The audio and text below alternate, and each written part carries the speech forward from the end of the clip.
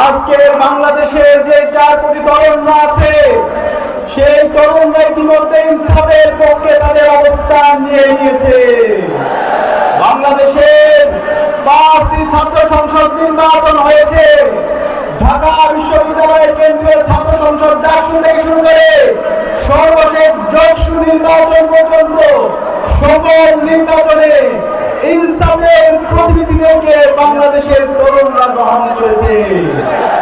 আসন্ন 12 ফেব্রুয়ারির জাতীয় নির্বাচনে বাংলাদেশের মুক্তিকামী ছাত্র জনতা, সর্বপর্যায়ের নাগরিকরা ইনসাফের প্রতিনিধি, ঐক্যবদ্ধ বাংলাদেশের প্রতিনিধিদেরকে বিজয়ী করার জন্য তারা মুখে আছে। সংগ্রামী উপস্থিতি, আমরা ঢাকা বিশ্ববিদ্যালয়ের কেন্দ্রীয় ছাত্র সংসদ ডাকসুতে দায়িত্ব নেওয়ার পরে 4 মাসে আমরা দেখিয়েছি কিভাবে ছাত্র সমাজের জন্য কাজ করতে হয়, কিভাবে কথা এবং কাজের মধ্যে মিল রাখতে হয়, কিভাবে জবাবদিহিতা নিশ্চিত করতে হয়।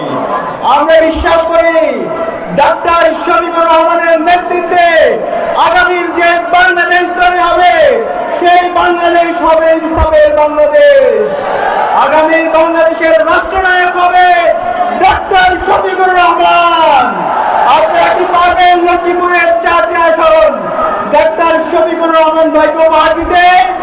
ইনশাআল্লাহ ইনসাফের প্রতিনিধিরা বিজয় এসে বাংলাদেশে গত 55 বছরে যে মাফিয়া তন্ত্র তৈরি হয়েছে, যে জুলুমতন্ত্র তৈরি হয়েছে, যে চাঁদাবাজি, টেন্ডারবাজি, দুর্নীতি, রাজনীতি তৈরি হয়েছে, এই সকল সমস্যা ডাক্তার শফিকুর রহমানের নেতৃত্বে ইনসাফের প্রতিনিধিরা বিজয় হয়েছে।